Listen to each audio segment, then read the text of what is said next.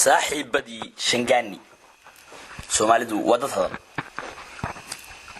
waxay saaxiibtinimadoodu samaysantay iyaga oo daayar وحبلو intaan duufaanta istoo xuduud dilaacin Muqdisho gaar ahaan xaafada Shangani ku wada sheekaysan jiray maanta xilligii kii hore ma ahan dalkuna waa mid kale haday iskuul aadayaal tolkoodu kulkuliyaan ahaayeen haatan habro Talyaaniyadeed ayay adeegooyin u yihiin markaan wadada waaweyn bal xilliga dalmadeyska haweenka dhowr iyo 10 sano waa uga dhiman yahay magaaladu waa Roma oo xagaa la joogo dadka tirada badan ee dalxiisayaasha ah ee caalamka dacaladiisa isaga yimi ee qariirada magaalada gacanta ku sita baska aad raacdo meel aad ka fariisato ma helayso hadaa goobta ugu dambaysa ee uu ku dhamaado socodkiisu aadan ka soo raacin istaag ayaad ku saaraanaysaa waa hadii aad boos aad istaagto ka hesho baska Soomaalidu siciriiriga jecel oo waa soo qarxiyeen ilayn ginaaxuhu ma soo galo haduu basku buuxo qofka ku cusubi in dal raacid ayuu galayaa magaaladan dadka badan isaga oo wax kasti la yaab u yihiin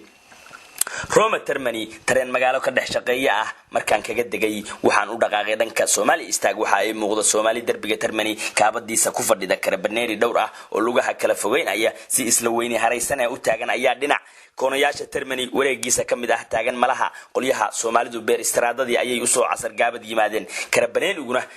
Karabaneeriguna in uu iska taagnaantooda meesha ka kala eriyo waa ka cabsi qabaan oo eegmo aan indhaha loo dhamayn karin ayaa hadba mid ku eegaya dhankooda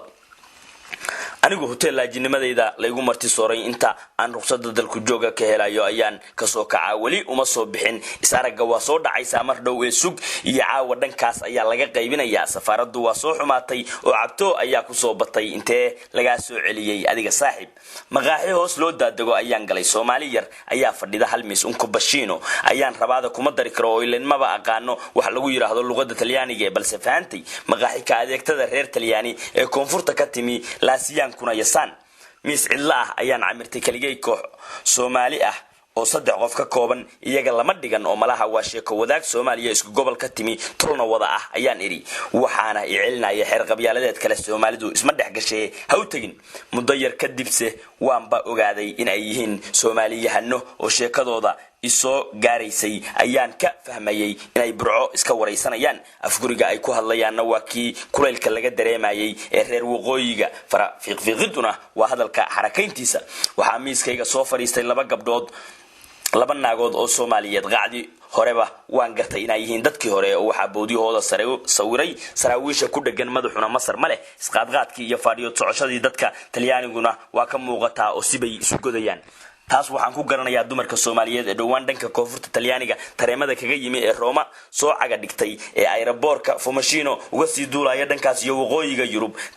diyaarad raaciduna kolkaas ugu horeyso oo cabsanaya in ay dhumaan oo tigidkuna ka dhaco balse dilaaldadeedka Soomaaliyeed ee Roma Post Baygiisa iyo Rayaan ayaa jaban ee boostada inagee oo haddaan fiiriyay ayaysan inagu kicin oo haddaba jarrada ku jooga waa u sahlaya safarka hadii uu se u jaro tigidka check-in online kana u print gareeyo isma yaqaanaan ilayn Post Baygiisa waa ku hubsaday 10 euro dhankaas iyo maqaaxidii gadgadoontada ee Bangladesh-ka ayuu isku qaaday iyo kuwa magaalada banaankeeda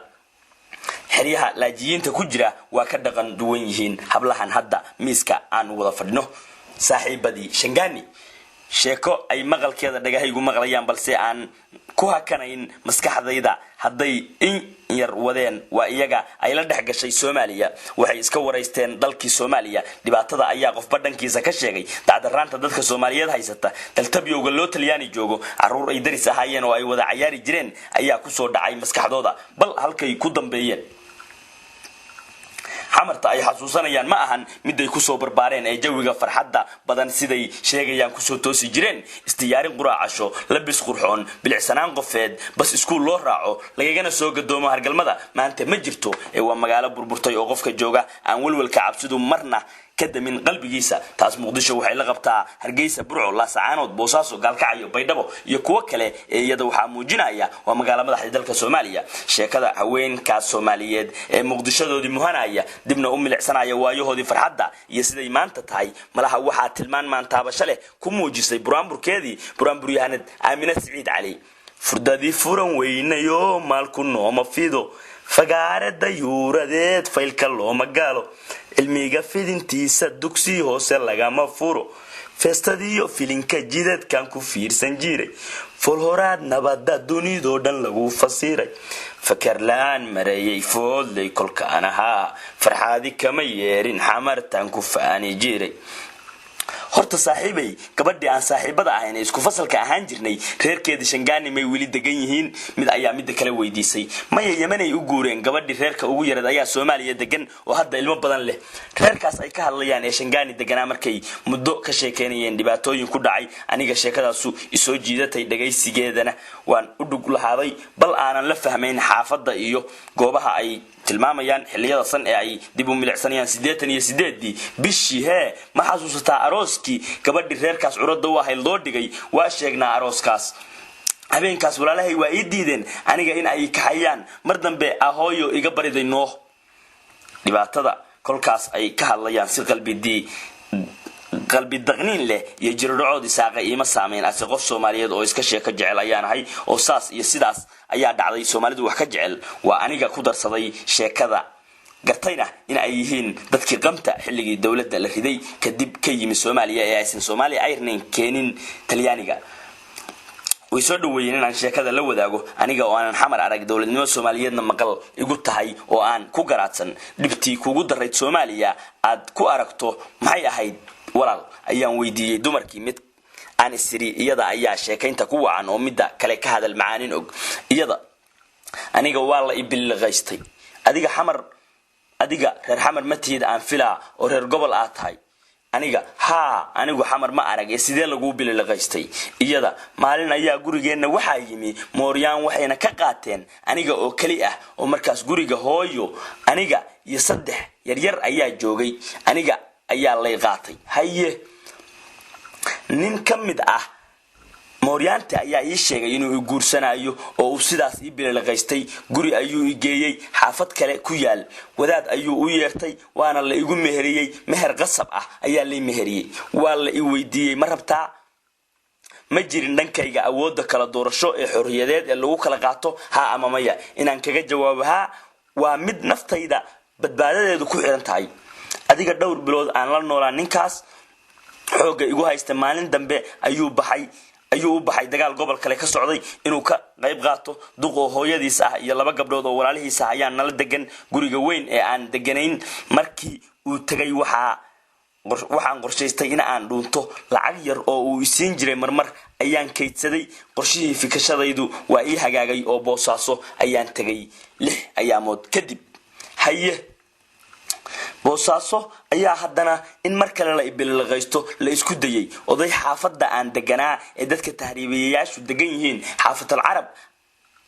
ayaa damcay inuu i guursado markii hore waxa uu ila yimi shukaansi markii uu ogaaday in aan ahay qof aan u soo jeedin doonitaanka odayga waxa uu isku dayay inuu dadka tahriibiyeyaasha uu qorshe la galo waxaana halkaas joogay 3 bilood oo aan odaygaas u xanimnaa kuwii lacagta iga qaatayna ay dhahaan adigu doorka dambe ayaad baxaysaa abo marka dhibaato taas ka daran maba jirto aan filaa aniga waa la ibilqaystay oo naftayda iyo alaabada guriga iyaga taalay isku mid aan ahayn dumarka Soomaaliyeed dhibaato daran ayaa gaartay walow aan anagu ugu darayn maadaama aan nahay dad aan hubaysnayn faalada sheekadu maalintaas sida ay ila muuqatay maanta ilama muuqato oo waxa ka soo wareegtay muddo